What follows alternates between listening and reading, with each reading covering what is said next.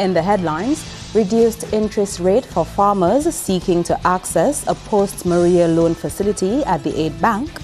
A Canadian company launches 2 new housing projects, one in the center of Roseau and another at Picard.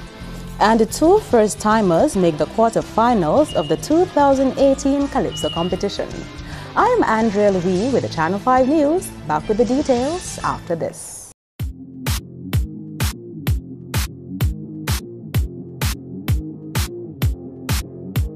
Thank you for staying with us. First up, Dominican farmers can now access loans under a special 2016 facility at the Aid Bank under reduced interest rates. The agreement, originally signed in August of 2016, would have provided loans to farmers at 3% interest. With government's post-Maria intervention, the loans can now be accessed at an interest rate of 2%. The agreement supports the pork and poultry subsectors and other aspects of agriculture. Post-Maria, many of you wrote to the bank asking for a reduction in your interest rates. Some of you wrote asking for a moratorium on your repayments. And so the government, in its wisdom, saw the need to provide you with a reduction in the interest rates. As I said during the signing ceremony of the manufacturers and tourism sectors, that a 1% reduction in the interest rate is significant. We at the Aid Bank, we are grateful that the government use its resources earned from the CBI program to place resources at the Aid Bank on lending to the productive sectors of manufacturing, tourism, and agriculture. We are pleased this afternoon to sign this amended agreement that will mean to a lot of farmers, they will be in a better position this Christmas to having added cash in their pockets. Because, for example, if your loan repayment was $200, a reduction of 1% in the interest rate can mean a savings for you of at least $50.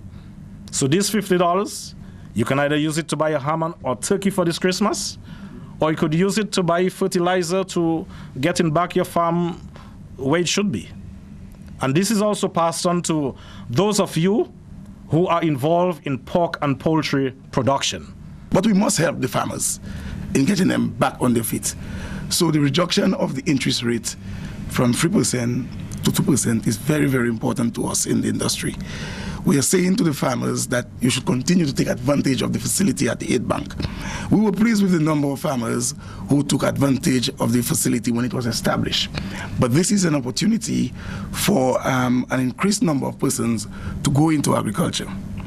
Rest assured, with Dominica not being commissioned on the market selling agricultural produce, the region is suffering. So not only Dominica is suffering due to lack of bananas and plantain and yams, the entire region who depend on Dominica, especially islands in the north, who depend on Dominica for most of their produce, they are suffering. Of course, there are countries filling in the blanks, from Dominican Republic and Jamaica and so on. But no other country can beat the quality of agricultural produce that comes from Dominica. And everybody is waiting patiently for Dominica to get back on the market. As a matter of fact, last week I was at a meeting in St. Lucia, and there are new market emerging, but the OECS cannot take on these markets until Dominica is back producing and ready for the export market. Since Hurricane Maria, government has also extended the special loan facility at the Aid Bank at reduced interest rates to stakeholders in the manufacturing and tourism sectors. In other top stories, 2 first-timers are through to the quarter-finals round of the 2018 Calypso competition. On Saturday, 63 competitors took to the stage to try their luck for this Calypso season. Of the 15 competitors who got the judges' nod to move forward were first-timer Dorian the Mechanic Alexander with his song Give Thanks, and Elisha the Asmis Charles with his Calypso Play with the Cat. Also advancing to round 2 of the competition are several former finalists, namely Chris B. Sylvester, Cecil Checker Burnett, Dwayne Shadowflow Robinson, Reginald Third Islander, Dave Solpus Pascal, Emmanuel Hakesy Salamat, Alicia Ducre, and Randolph Mask Eruption Joseph. Rounding up the list of 15 are Mandisa Ducre, Eustace Shada Hodge, and Daniel Enlightener Tuse, also Narin Trendsetter Murphy, and Shirley Lady S. Charles. The reserves chosen from Saturday's eliminations are Stanley Stowe, stage name Son of the Saint, Ian Gustav, who goes by the name Topper Top, and Henson Vincent Prosper, also known as the Inciter. This time around, due to the notable absences of last season's semi-finalists Janae Jackson, Webster DeWebb Marie, and Richard Benno Christmas, 15 were selected from the eliminations to move on to the quarterfinals. The quarterfinals is scheduled for Saturday, 13th January 2018 at the Newtown Savannah. And the project manager for Montreal Management Consultants, Chris Timmings, says the designs for new housing for the Portsmouth area will be similar to what obtains in Bellevue-Chopin. In other top stories, work has resumed on the housing project in Bellevue-Chopin almost 3 months after Hurricane Maria brought that project to a temporary halt. The company behind the pilot project, Montreal Management Consultants, now has an expanded mandate to build 2 new housing projects in the new year, one in the Pound area in Roseau and the other in Portsmouth. The 2 new projects were launched during a press briefing on Monday. Beginning 2018, a total of 100 residential units and more than 50 retail outlets will be constructed for the first project named the Roseau City Square. This will be located adjacent to the financial center of Dominica. The second project will rise in the Picard area of the Commonwealth of Dominica called Phoenix City, a fully integrated community with modern, sustainable infrastructure and underground utilities aptly named after the legendary bird, which resembles Dominica's rebirth. Phoenix City will consist of nearly 300 residential units with sizable commercial plazas that could serve both the private sector through retail spaces and the government entities through available spacious offices. MMCE would also like to inform of ongoing plans for smaller scale housing projects focusing on the communities of La Plaine, Grand Fond, Castle Bruce, the Kalinago territory, Vacas, and Newtown. Acting Prime Minister Dr. John Colin McIntyre says Monday's project presentation is significant for Dominica. We are here today to launch 2 new projects, again with the MMC partnership, and we're looking at the Georgetown area. Georgetown is a very, very flat area, quite a bit of access, proximity to a number of the business areas and whatnot, and the inclusion, which will be presented to us just now, lends well to a modern development, taking into consideration the whole view of building back better and building in terms of climate resilience. We are also here to launch the Pong project. But those of us who have known Roseau, and those of us who live in Roseau, and those of us who are familiar with Roseau, we would like to see something much better, in the perimeters of the financial center and the ministerial building, because this happened to be a very important part of Roseau. And I'm very happy, I must admit out of my heart, to see something come nice for Roseau in terms of its beauty, its durability, its face, and what it can lend. Your stadium is right there. The ministerial building is right there. Very, very resilient building. It was built, and I'm sure in those days it wasn't built in reference to the pillars and the water flowing under there. This is something that we are studying in terms of how well we design that area. Pong will lend to a serious development in Roseau to include all your business, little business shops, to empower the people in that area, to work with the people of that area too. For years they have been in shacks, and it has been an ugly sight in terms of Roseau. So I'm very happy to be here today to launch these 2 major projects. As Acting Prime Minister, it's the government's policy and the policy of our Prime Minister in terms of the vision and what's been articulated internationally and globally to really build a modern city that's resilient. From what I see here today and what I've seen from the presentation, I'm seeing something that's very resilient, something that can stand up to the force of Hurricane Maria type events. We know for sure that there may be events in the next whatever years to come, because we happen to be in that part of the world, but we can live here peacefully by building properly. The acting Prime Minister said he was excited about the impact the housing project would have on residents of Roseau and Portsmouth affected by Hurricane Maria. Over 90% of the houses in Dominica, they were affected. And there are still people, suffering in terms of the elements of nature when it rains. But we've a quick response. And if we can deliver these projects in rapid time, taking into consideration that we may have the little seasons that we have to deal with, but building for that and preparing for that such that we can deliver these projects to make sure that we target all the folks around who have been displaced.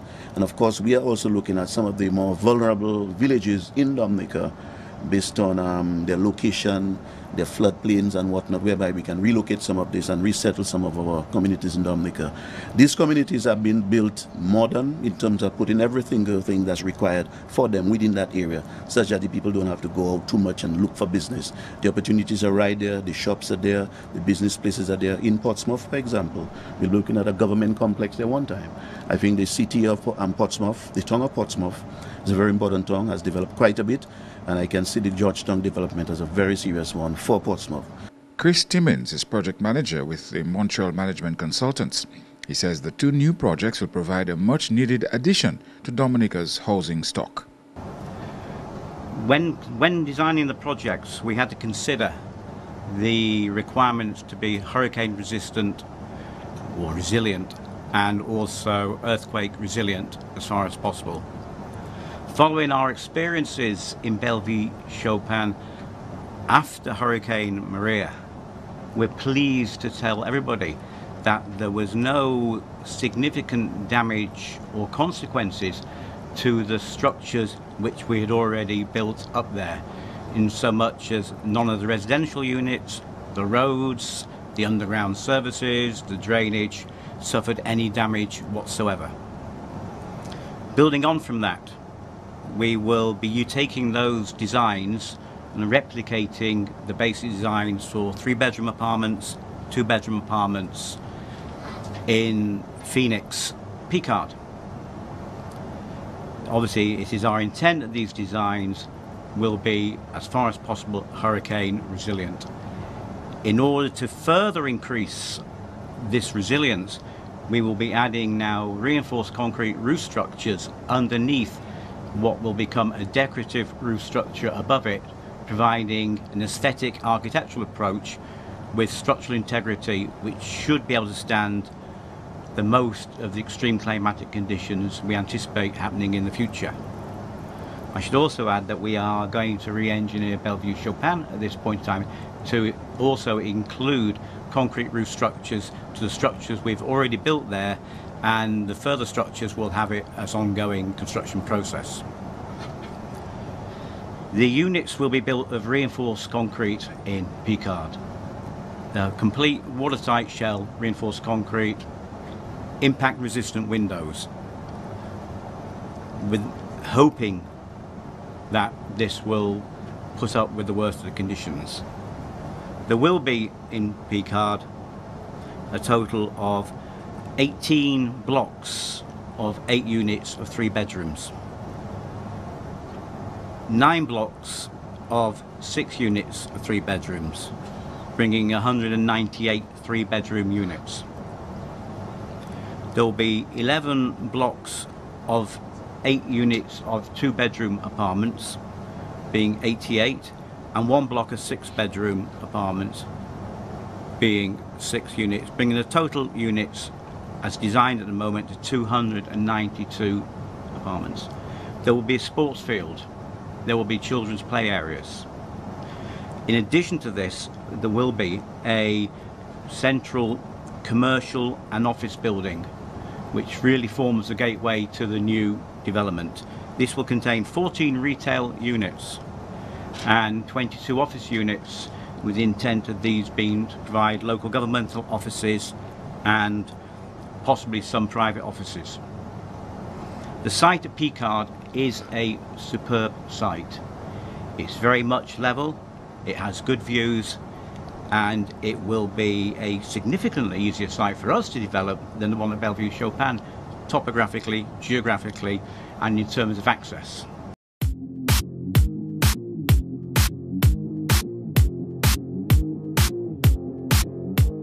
In other news, the Bureau of Gender Affairs has hit the ground running in designing projects effective in rebuilding the country post-Hurricane Maria. Acting Coordinator for Research and Program Development, Melissa Morgan, told the Channel 5 News that while the building which houses the Bureau was compromised because of the hurricane, the work of the staff had not been cut short. Morgan explained that the staff has been on the ground doing several assessments in numerous communities around the island and has seen the need for psychosocial support on an island-wide scale. Since, Hurricane Maria, we've been on the ground speaking with different persons to find out gender-specific needs. We've spoken to persons in women, smallholder farmers in agriculture to see how they have been impacted. Because going forward, in order to design programs that are effective and can assist the country in rebuilding, we first need to do assessments. So we have been doing that since Maria's hit. What sort of feedback have you been getting from the groups of people you've been talking to? From the groups of people, we have noticed a lot of areas that need interventions. A lot of people have reported unhealthy coping mechanisms, especially among men and boys. So we have seen the dire need for psychosocial support and counseling in most of our communities, all our communities. We have also seen, a predominance of elderly persons in the shelters, signaling the need for interventions for these persons. We've spoken with a lot of farmers as well, and this was very important because agriculture makes up a large percentage of our GDP, I think almost 18%. So it was important as well to speak to our women farmers who have smaller farms to see how they themselves have been impacted. So we have spoken to them and to see exactly how we can help them in the rebuilding process. She says the unhealthy coping mechanisms observed among men and boys are similar to what was displayed following the passage of Tropical Storm Erica 2 years ago. What we have seen among our men and boys is an increase in drug and alcohol abuse, which reflects much of the situation post-Tropical Storm Erica when 2 of our communities were deemed uninhabitable. So we are seeing much of the same responses from men and boys, just that right now, Maria hit a larger percentage of our persons, so we've seen, a larger impact in terms of reaction.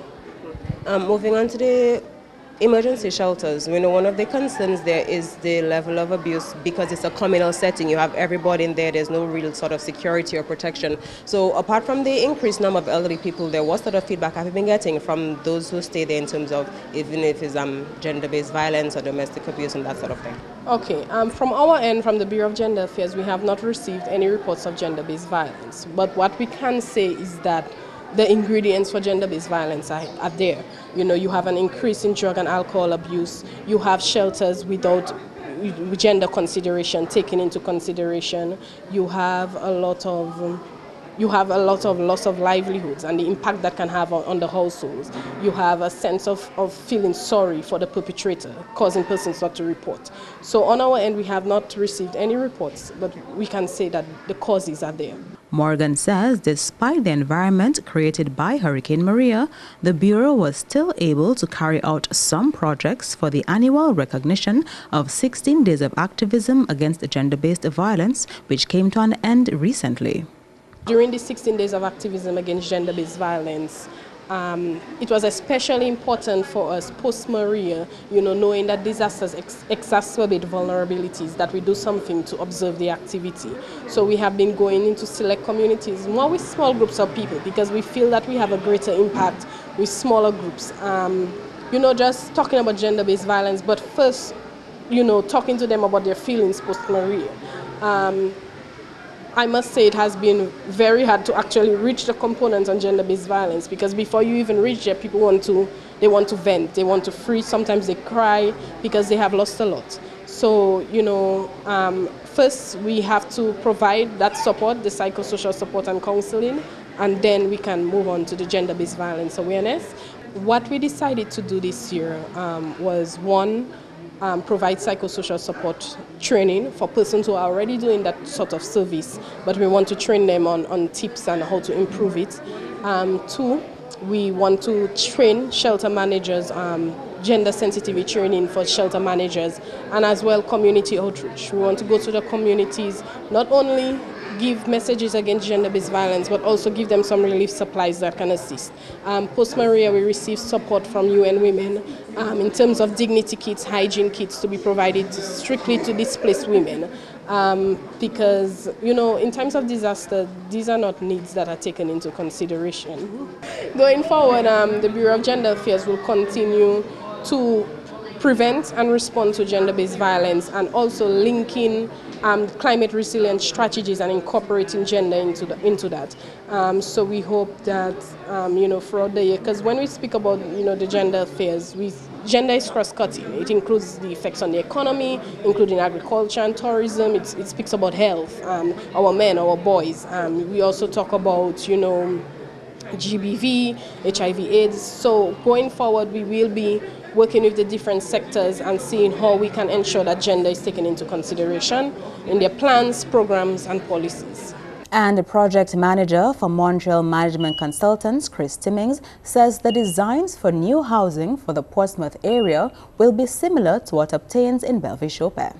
Timmins says the main commercial office building to form part of that development at Picard will be one of significant architectural impact in keeping with the local environment.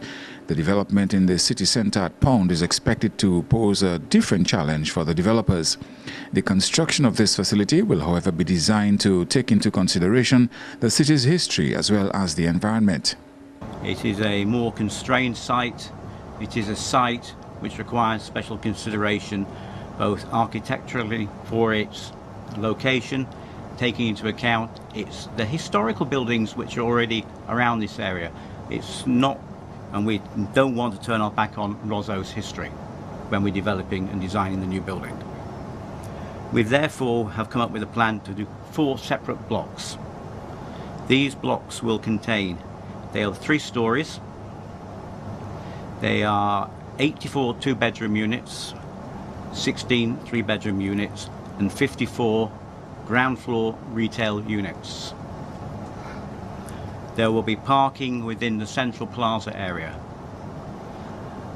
Again, they are designed, and it's a difficult design to consider in terms of it has to be climate resilient, has to take into account what happened in Maria. So our preferred solution at this point in time is to go for a steel frame solution with a reinforced concrete outer shell, reinforced concrete roof with an architectural roof over the top to provide the correct architectural integrity for the area. They are very modern units internally. The 2 bedrooms are in excess of 700 square feet and the 3 bedrooms are in excess of 850 square feet. As will be done at Picard, the complex at Pound will be constructed in a climate-resilient way. So we will be using impact-resistant windows.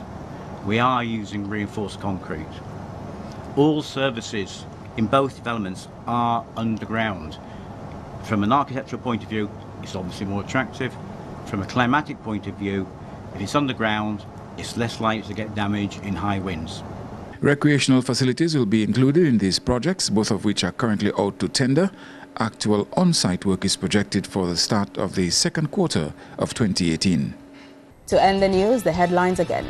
Reduced interest rates for farmers seeking to access a post-Maria loan facility at the Aid Bank. A Canadian company launches 2 new housing projects, one in the centre of Roseau and another at Picard. And 2 first-timers make the quarter-finals round of the 2018 Calypso competition. Feel free to contact us at news@marpin2k4.com. You can also access our past newscasts on our YouTube channel. On behalf of the entire production team, I am Andrea Louis, and to all of our viewers around the world, thank you so much for watching. Join us next time.